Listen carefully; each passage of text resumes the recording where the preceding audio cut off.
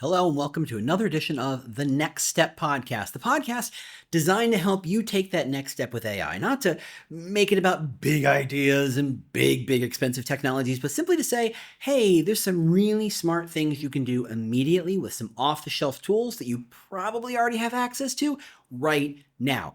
Doesn't require an MBA, it doesn't require a degree in computer science or whatever the heck it is, or data science.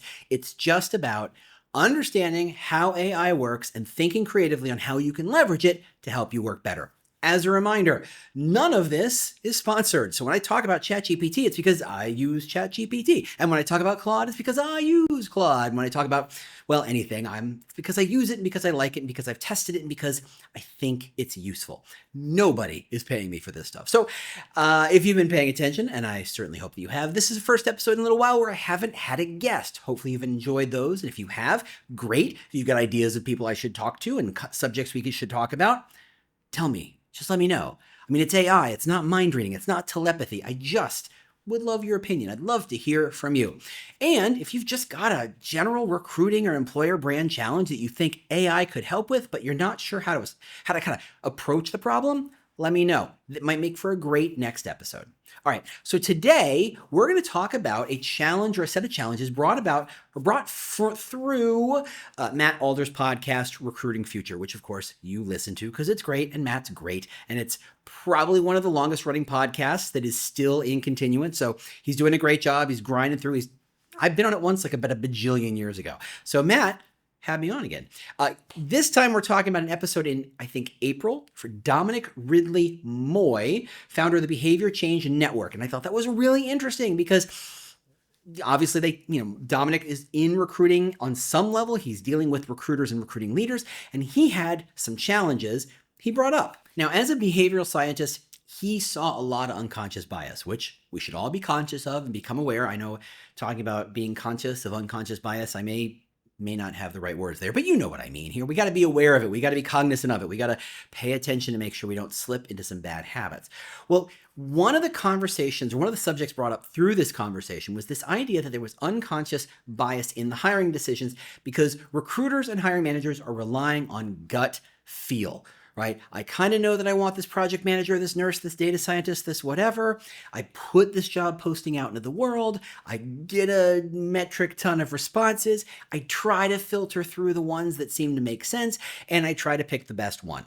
Now, there's all sorts of opportunities for that entire journey for our unconscious bias to mess us up. And here's what we're going to talk about. I'm going to try and talk about how we can apply AI to a couple of those steps to give us some backstop, some support to make sure we're not falling into the unconscious bias trap. Now, the first thing I would say is and we're going to get real brass tacks here. We're going to talk about a specific job, because when we talk about jobs in the aggregate, it's really easy to go fluffy bunny and soft and vague and boring and, all sorts of, we're going to talk about a specific job. So we're going to talk about a product manager because, well, product managers, we all kind of sort of know what they are.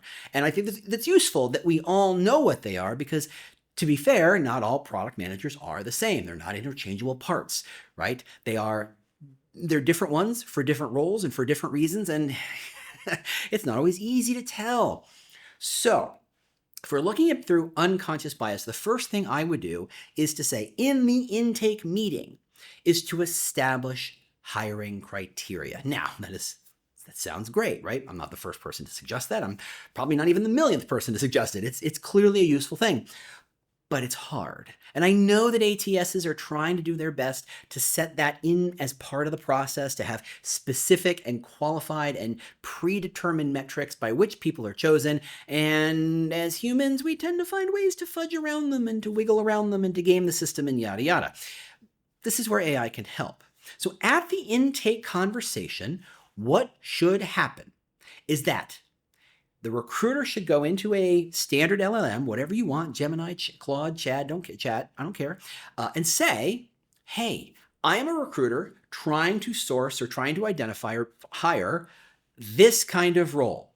Can you, looking at as many of those similar kind of roles, identify 10 metrics for hiring success? That is, what should I be looking for when selecting a product manager? Now, Every single one of them is going to come up with a slightly different list, and that's fine because we're not going to use all 10. What we're going to do is we're going to bring that 10 to the hiring manager. And in the intake conversation talent strategy meeting, not always an intake, talking about it as a talent strategy meeting, super useful, lots of different other reasons. But if we bring that list and say, okay, I did some research, and in general, these are the criteria many companies and many other product managers use to define success. Can you look at this list and identify which are the 3, 4, 5, whatever the number is, it doesn't matter, that accurately describe the role you're trying to hire for? Here's what AI is doing. It's taking, hey, what are the metrics we should be looking for when hiring, which is a big, vague question. And the hiring manager is going to go, and they're going to default. They're going to come up with really bland answers because they are terrified of being boxed in, of being painted themselves into a corner where now they've said, oh, this is the most important criteria. And then they find someone else like, oh, no, that would be better. And I didn't know. And so I better not, kind of get myself stuck and put in a box. I better be vague. And that doesn't serve. But if you walk in with a list of criteria and say, this isn't about you, this is about, in general, what the industry and what the rest of people seem to think of as metrics, one, it will help focus that conversation so the hiring manager goes, oh, yeah, those are the 4 that matter most to me. Or, just as importantly, they say, yeah, we're actually trying to look for someone who's more this way. And I've had plenty of experience where talking to a hiring manager and they say, oh, what's different about this role? They can really identify what's interesting and different about the role. How that salesperson isn't like normal salespeople. How that lawyer isn't like regular lawyers. How that whatever isn't like regular whatevers. And that's super useful because that's what you're actually looking for. It turns out when you're hiring a salesperson saying, must be comfortable talking to people, kind of table stakes. Right? That's like saying, must be a race car driver, must know how a steering wheel works. It's kind of in that frame, right? But yet we fill in our job postings with extraneous bullets saying nothing. This allows the hiring manager to say, yeah, I get that that's standard. What we actually want is this thing. And suddenly you're focusing their attention on the thing that makes them different. The better you as the employer, brand, or recruiter, or whatever you are in this role here, the better you're able to say, look, this is guidance. This is nothing more than guidance to help us have a better conversation, the better you're going to be served. Okay, so then you identify what the 3, 4, 5, whatever those hiring criteria are, and you can bake them in.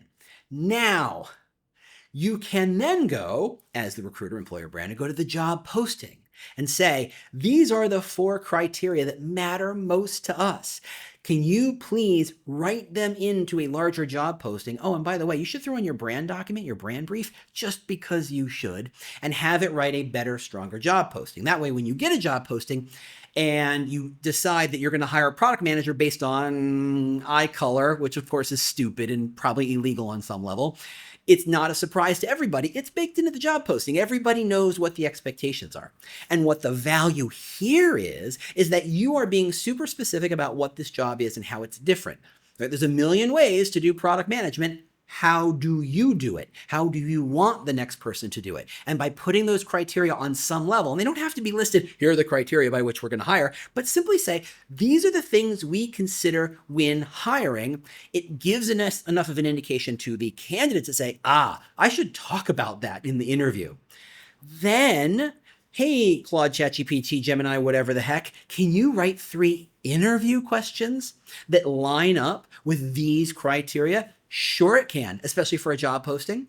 So right now you're actually going through a process with it. And in fact, if you do it and you do it on a regular basis, most of these LLMs have folders or projects or something like that, where you can say, this is a regular process I go through, and collect them all together so that when you're talking about a single role, you've got the initial conversation of, hey, what is a good set of metrics we should be looking at? And it spits it out. Okay, we identify these 3, 4, 5, whatever metrics as the ones we care about. Here is the core job posting. Rewrite the job posting.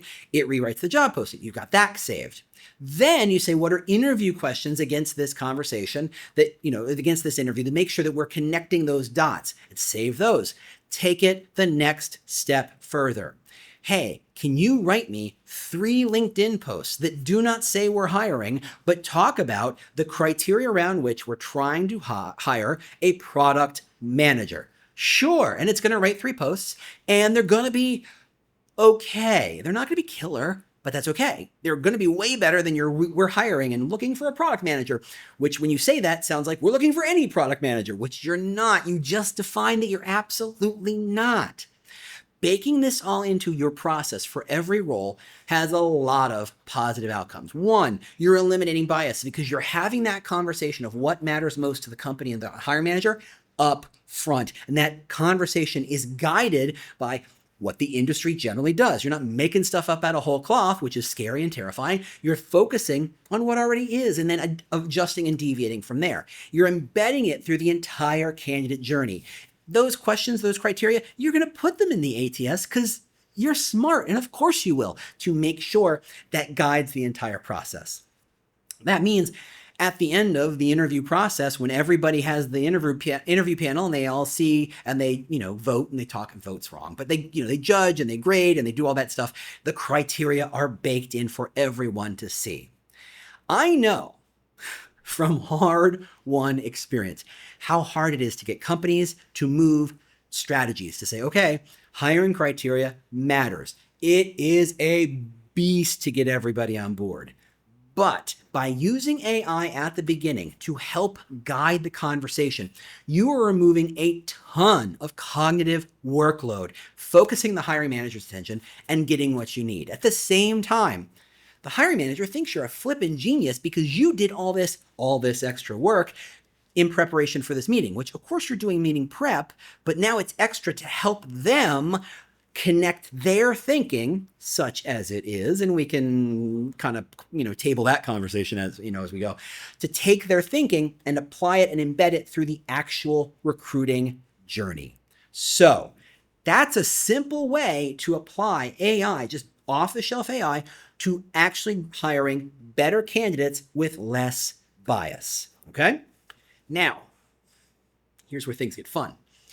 Let's say you're one of those hip, modern companies that does a lot of remote hiring, and most of your interviewing happens remotely. Yeah, here we go. Now you should be recording those interviews. And of course, you've got to go through legal and HR to make sure everybody knows, and how you explain and say it's above board. These conversations will not be used or shared anyway, but we like to record these conversations to make sure we didn't miss anything, right? So that you can have two things happen. When you record those interviews, one, you can transcribe those interviews and say, hey, ChatGPT, you don't know these people from Adam. Which of these people, to your mind, best met the hiring criteria?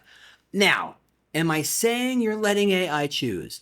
Oh, good gravy, no. Great googly moogly, we ain't doing that, no. But is there value in having an objective viewpoint in the room? Of course there is. You're not assigning them the judgment and decision-making value. What you're saying is, hey, we really all liked this charm on this one person. We thought they were great and super friendly, and we all kind of sort of fell in love with them just a little bit because they're so damn charming. And we might have missed that they didn't meet some of the criteria. This is about bias, right?